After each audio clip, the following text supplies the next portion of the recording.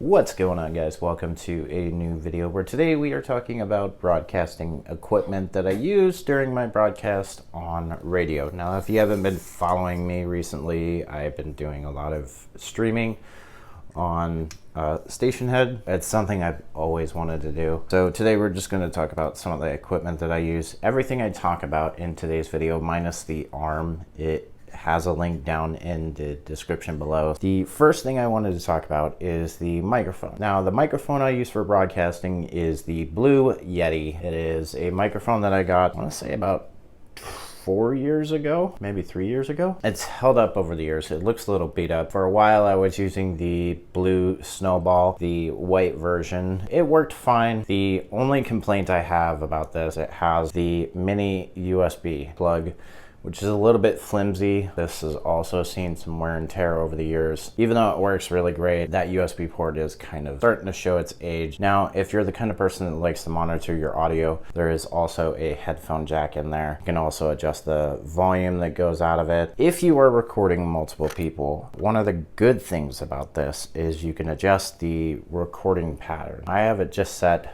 so that when it is attached to a microphone arm, it is just facing me and not capturing the whole room. Four different settings: stereo, omnidirectional, and 2 others. It's really useful. And you also have a volume adjustment for how loud you want your gain to be. I really like this microphone. I wish it was USB-C, but it is what it is. Next thing we have here is a mount I bought for the Blue Snowball. It is the newer mount that I got from Amazon. You can find these pretty much anywhere. I don't have a link for these because I couldn't find the specific one that I bought. It's held up pretty well. 5 years now. Let's just say it's gotten a little beat up. The next thing I wanted to kind of talk about is the piece that I use to kind of hold it up. It actually came from the original kit that I bought for this microphone. It was part of the Yeti podcasting kit. The last thing I wanted to cover in terms of audio equipment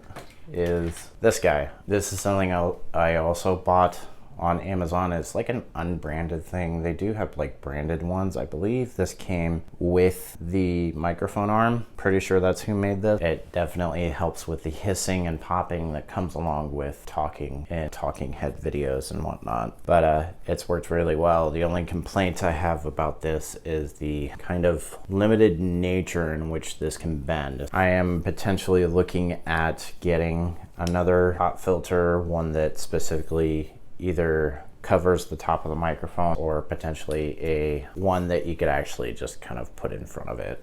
I haven't decided yet, but if you guys have any suggestions, I definitely would like to know. So in terms of apps that I actually use, now depending on what we're actually talking about, there are 3 different scenarios in which I capture audio. If I am doing a show, the main app that I use is Stationhead. I mentioned it in the beginning of the video. This is what it looks like. You have your home tab, your profile tab, discover tab if you're looking for a specific person. I can just go in here and I can, give it a name, hit next. I can do, select a playlist, send notifications, all that kind of stuff, and then just kind of run the show from my phone. Now, you can also do this on the desktop or on your iPad.